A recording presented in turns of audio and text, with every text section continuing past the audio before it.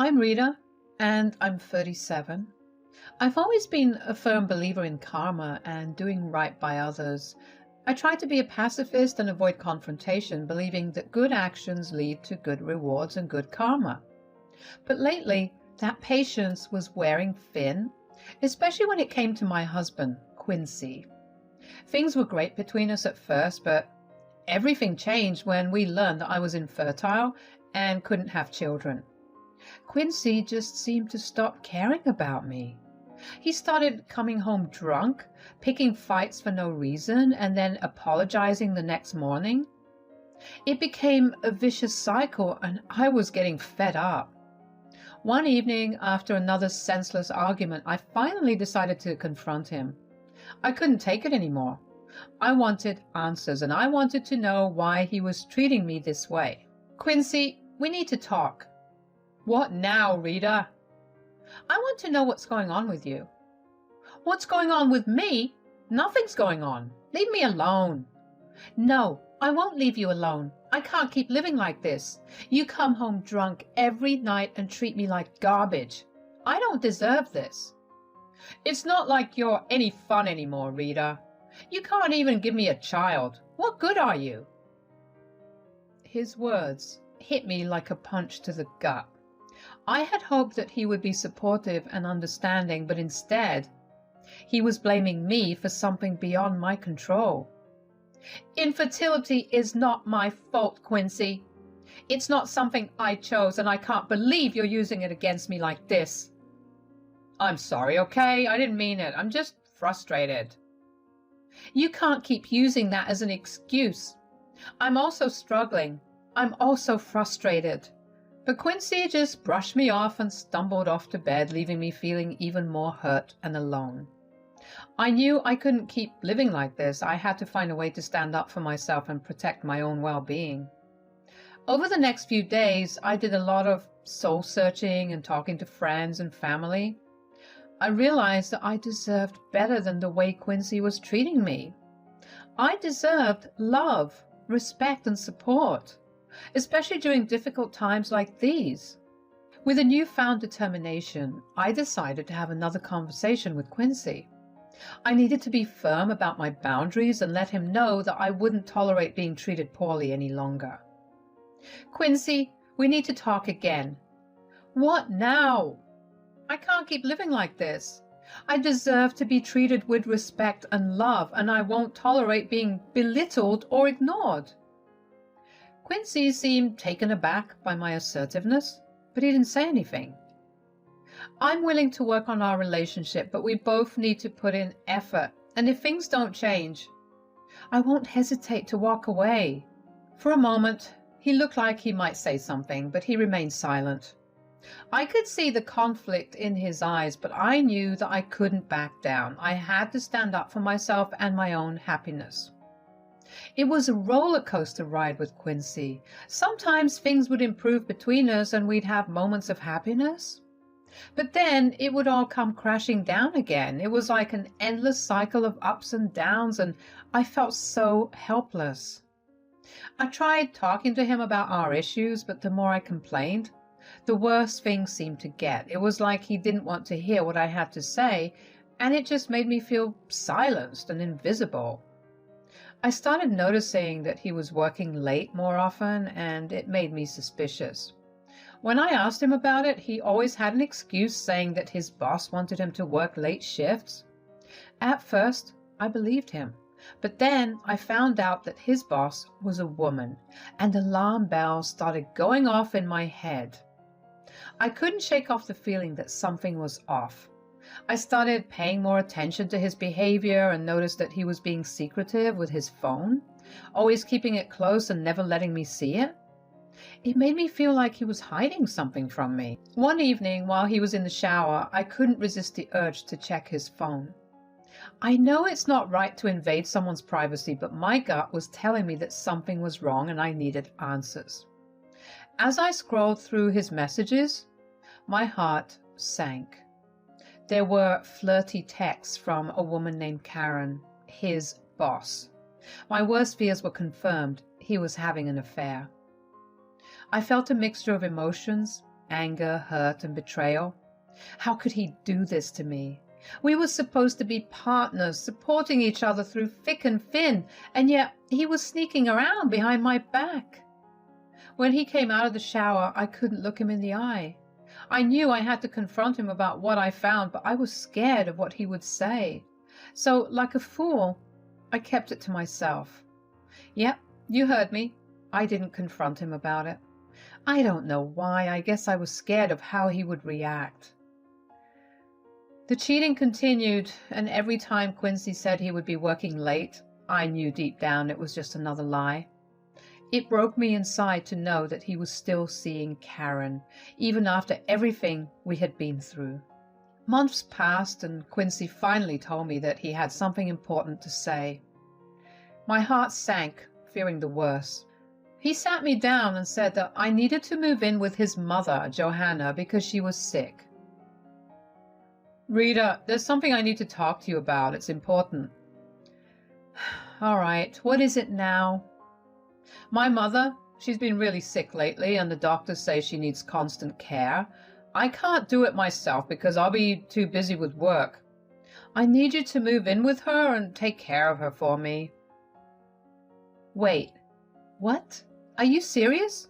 You want me to leave our home and move in with your mother because you're too busy with work? It's not like that, Rita. I just can't handle it all on my own right now.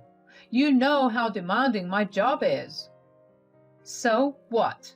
You expect me to drop everything and take care of your mother while you go off and do whatever you please?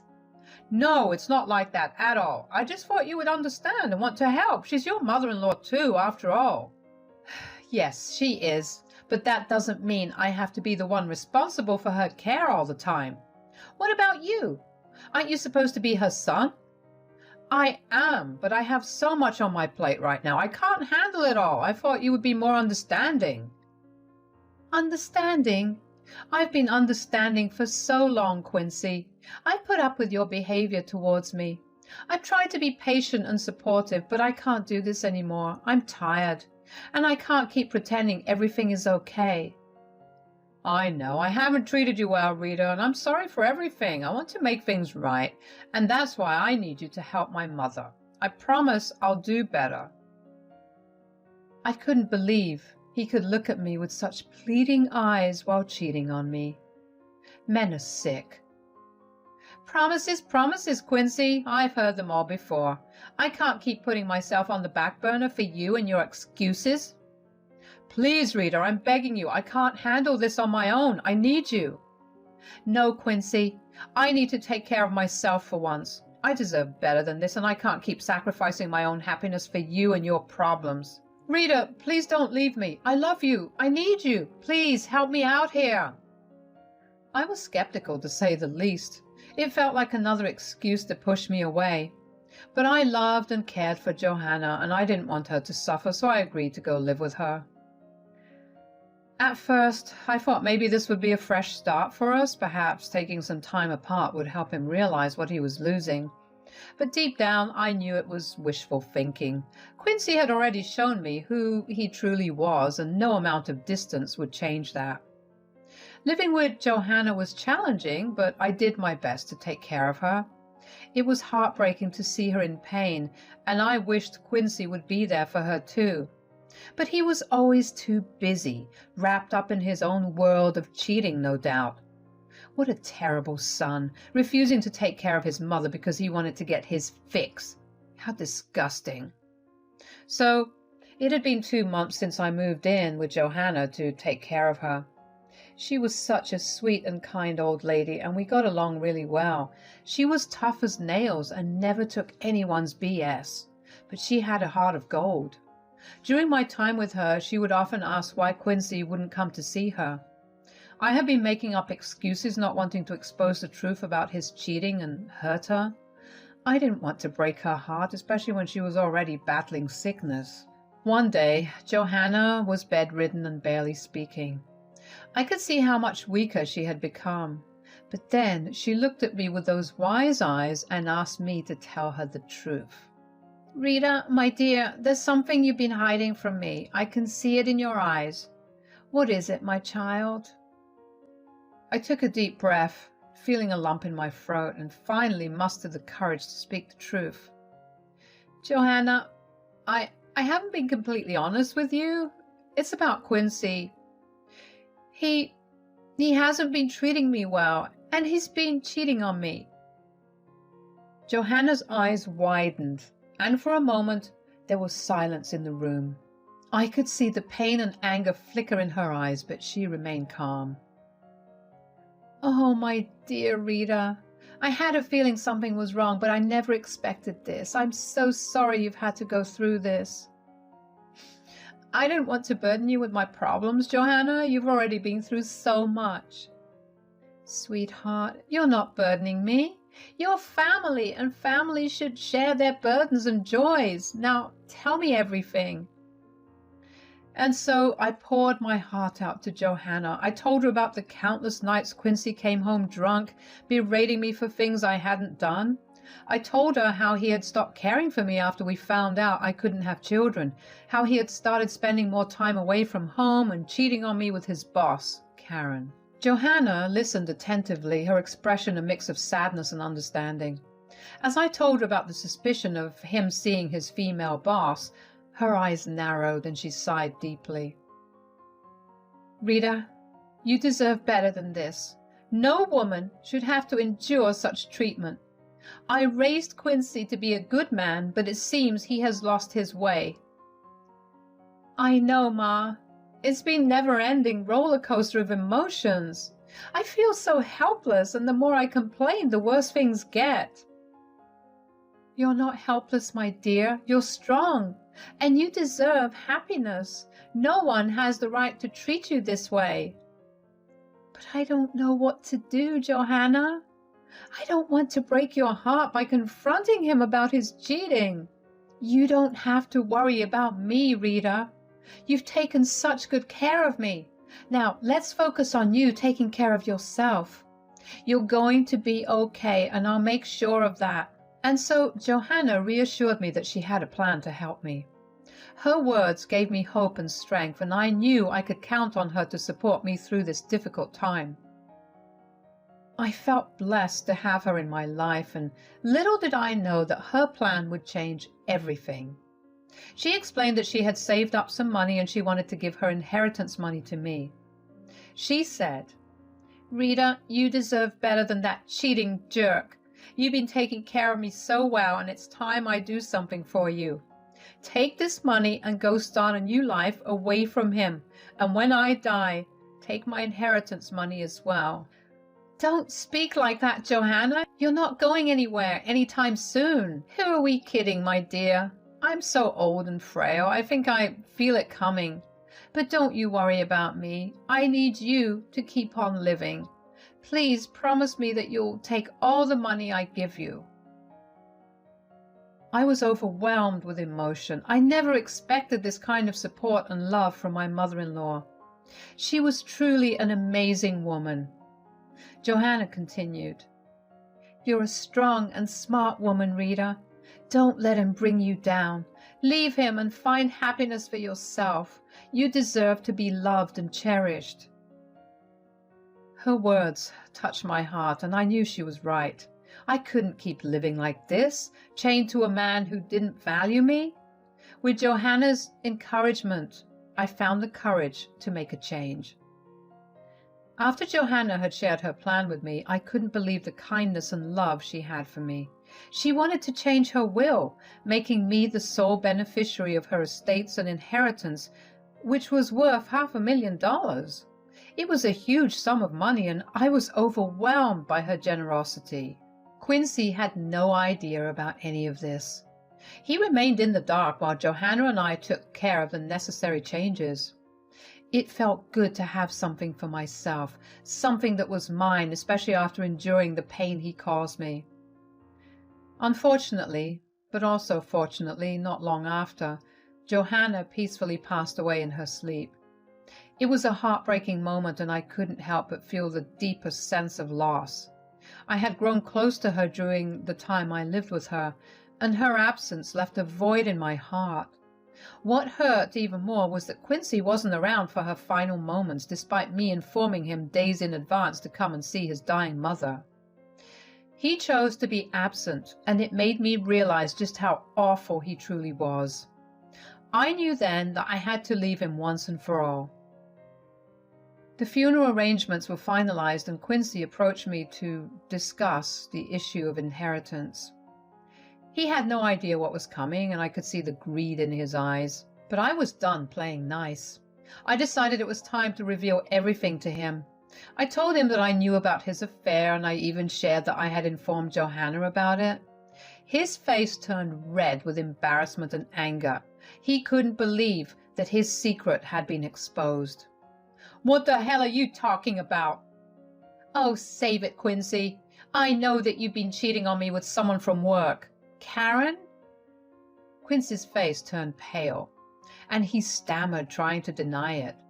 What are you talking about? You must be mistaken." "No, I'm not. I found out the truth, and I couldn't bear to live a lie anymore. But that's not all. I also want you to know that I told Johanna about your affair." "You what? Why would you tell her that?" "Because she deserved to know." "How could you betray me like that?" "Betray you? You've been betraying me for months with your lies and infidelity." I couldn't keep it to myself any longer, especially when Johanna and I were making changes to her will. "Changes to her will? What does that have to do with anything?" I told him that all of his inheritance money now belonged to me. His eyes widened in shock, and he stuttered, demanding to know how that could be possible. "Johanna changed her will, Quincy. She made me the sole beneficiary of her estates and inheritance. She knew about your affair, and she wanted to make sure I was taken care of, even after she was gone. She was someone that you took for granted, and honestly, I feel sorry for you." Quincy's eyes widened in shock, and he seemed at a loss for words. "So you see, Quincy, there's nothing left for you. All of the inheritance is mine, and I've made up my mind I want a divorce." "You can't do this, Rita. It's my mother's money, and you had no right to interfere." "I didn't interfere, Quincy. Johanna made her own decisions. If you want, I'll CC you the documents. She hated you in her last moments, you know." "Stop it. Too bad you were too busy on top of someone else to focus on your dying mother and your devoted wife." I said, "Shut up." "She saw through your lies just like I did. She wanted to protect me from someone like you." "This is unfair. I deserve a share of that money too." "No, you don't. You're a cockroach and you deserve nothing. I'm so glad that she doesn't have to deal with your BS any longer, and neither do I." "So this is it? You're really leaving me?" "Yes, Quincy. I can't stay in a marriage where there's no trust or love. Johanna's inheritance gives me the chance to start anew, and I won't waste it on someone who doesn't truly care for me."